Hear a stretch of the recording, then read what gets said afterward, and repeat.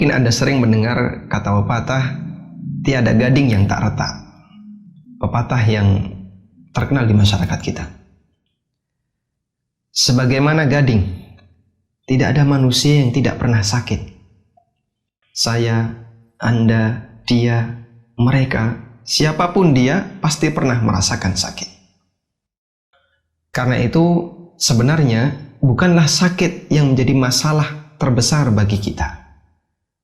Namun yang lebih penting untuk kita perhatikan adalah bagaimana kita bisa menjadi hamba yang baik ketika sakit.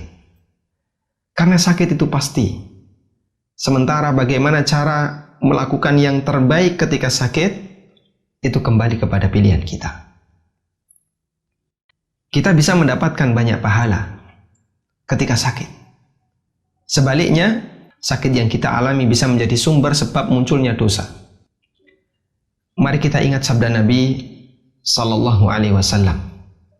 Beliau pernah mengatakan, Innallaha idza ahabba qauman ibtalahum faman radiya falahu ridha wa man sakhita falahu sukh. Sesungguhnya Allah Azza wa Jalla ketika mencintai satu kaum, dia akan menguji mereka. Menguji dengan musibah.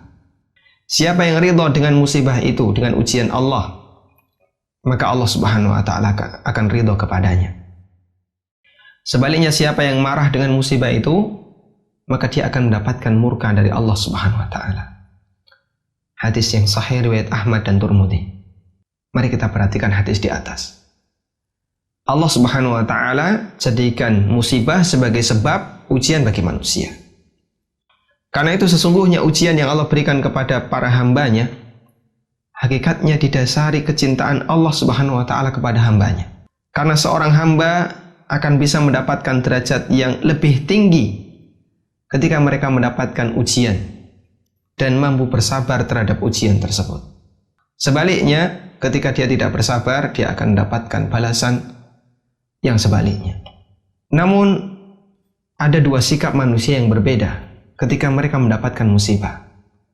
Ada yang memahami musibah itu dengan baik, sehingga dia bisa ridha terhadap ujian yang Allah berikan. Bagaimana caranya? Dia berkeyakinan bahwa ujian itu adalah sumber pahala baginya. Sehingga sama sekali dia tidak merasa telah dizalimi oleh Allah, merasa telah dihina oleh Allah. Di saat itulah Allah akan memberikan keridhaan dan pahala yang besar baginya. Karena dia husnuzon kepada Allah, berbaik sangka kepada Allah. Sebaliknya ada orang yang menyikapi musibah itu dengan cara yang salah. Dia menganggap sakit ini adalah kezaliman, ketidakadilan dari Allah Azza wa Jalla. Mengapa dia sakit sementara orang lain tidak sakit? Mereka tidak bisa mendapatkan kenikmatan, atau mengapa dia tidak bisa mendapatkan kenikmatan hidup sementara tetangganya bisa mendapatkan banyak kenikmatan. Dia marah, dia tidak sabar dengan musibah yang dialaminya. Dia suudzon kepada Allah Azza wa Jalla. Sebagai hukumannya, Allah Ta'ala justru murka kepadanya.